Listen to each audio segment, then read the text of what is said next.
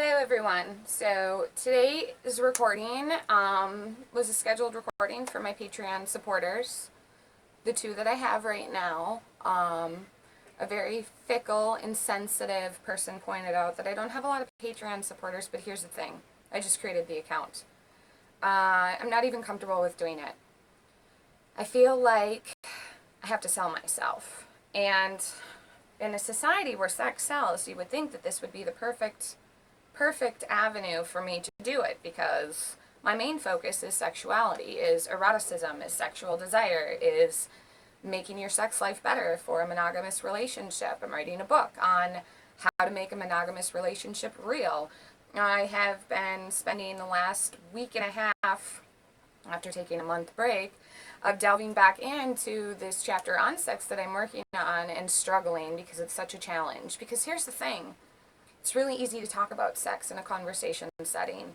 It's really easy for my husband and I to talk to each other about our wants and our needs and our desires, but writing about it is so completely different, especially to an audience that is potentially very eclectic and all over the place on every kind of measurable spectrum that we have in regard to how it pivots back to sexuality. So ultimately, yeah, it's been a big struggle. It's been a big struggle because I have struggled with my own sexuality and integrating myself as a sexual being for most of my life. I was a very curious, nosy child, and I dug in a lot of things that I shouldn't have.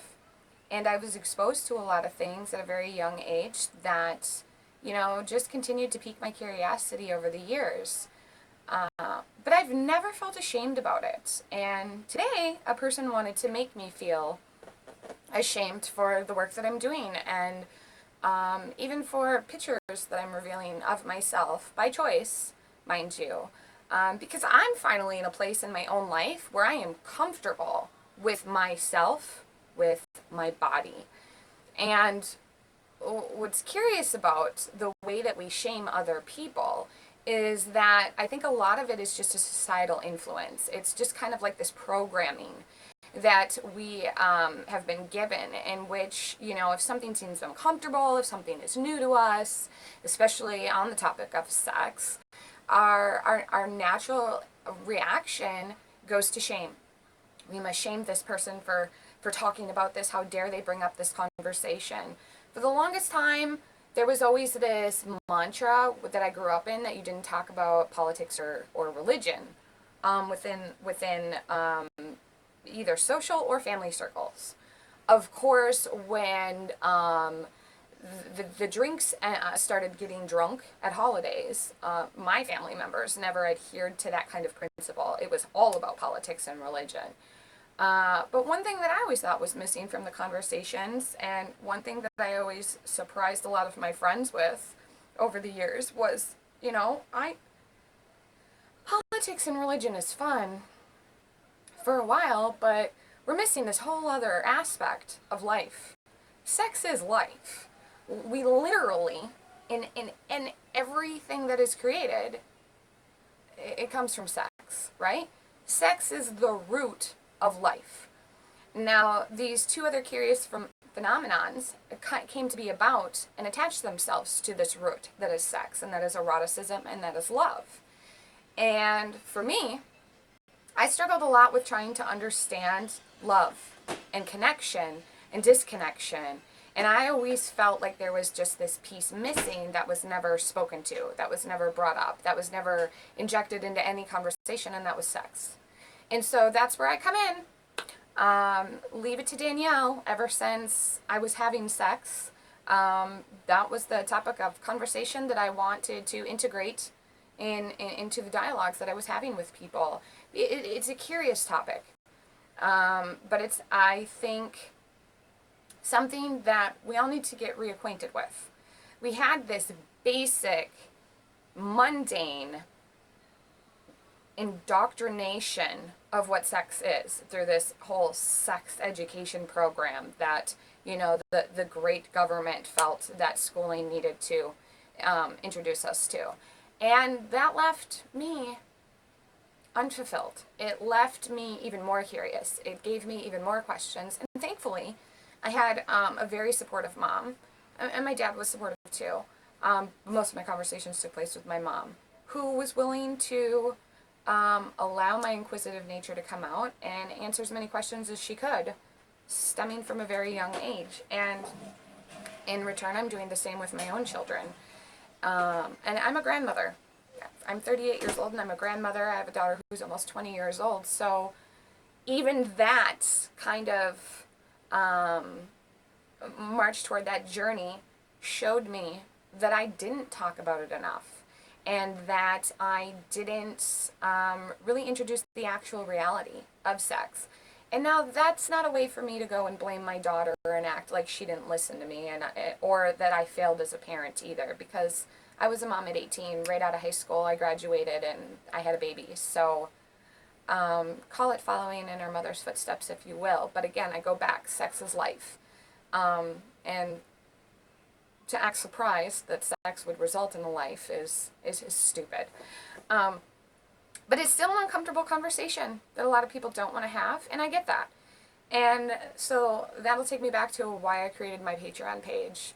I was trying to create an environment and a space on my social media pages in which I can engage with people, and they can ask serious questions and I can ask them serious questions, and then we could just dialogue and share experiences and stories.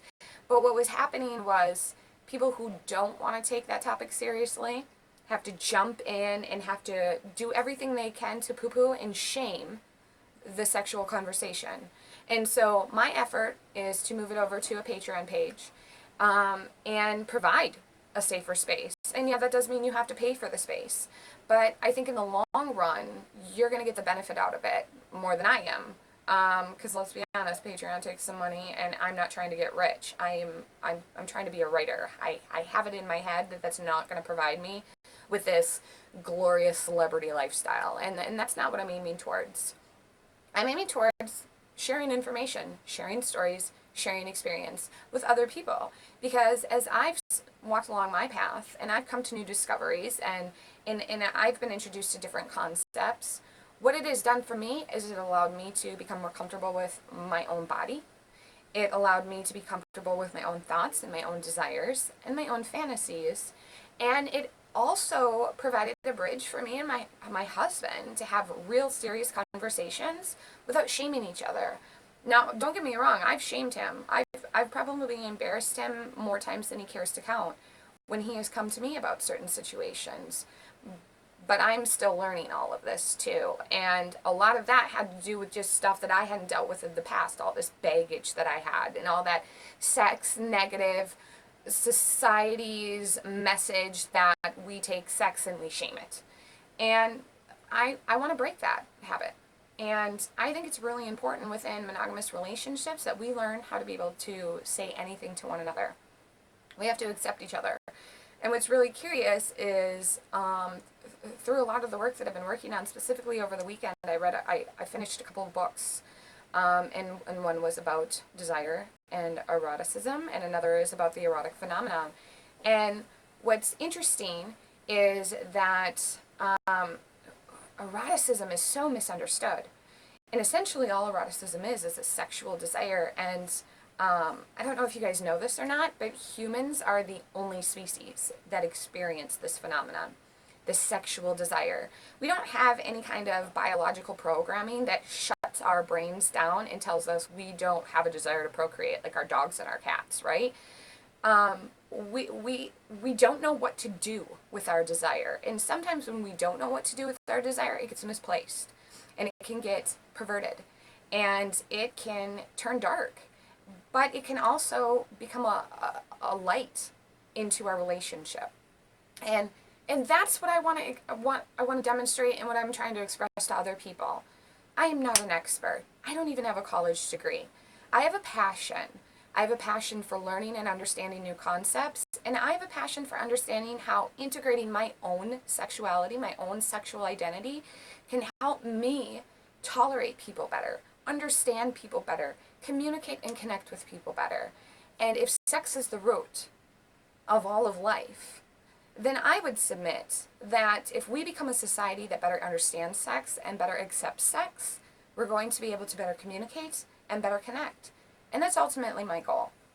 And so if you want to be invited into a space, well, I will invite you into a space that is comfortable, that is somewhat private, that will allow you to embark on this journey with me. I want to share with you what I'm working on, what I'm writing. I want to share conversations I have with my husband with you. We notice that, especially during our sexual intermissions, we will just sit there and here's something I've been thinking about, here's something he's been thinking about, and we have these conversations in the craziest times. But what it does is it brings us closer together. It makes us happier knowing that we can come to one another and say anything. And just share our thoughts without putting any of those thoughts into action and knowing that we accept each other. Acceptance is what my aim is after within a monogamous relationship. I know there's a history of marriage that most of us are all aware of that has created the wrong ideals and the wrong practices for our marriage. And so, since I'm working on correcting it within my own marriage, I want to share that with anybody who is within a monogamous relationship. And if you're in a polyamorous relationship too, I'm sure the same kind of practices and anecdotes will suffice and be applicable for you as well. But that's the gist of it. This is my journey. I'm willing to share my experiences and my stories on my journey. And if you want to come along for the ride and support everything I'm doing and maybe be influenced to make a different change in your life or to inject some newness or creativity or even just personal acceptance, then I encourage you to follow along with me and support my work. And other than that, thank you for listening and enjoy your Monday.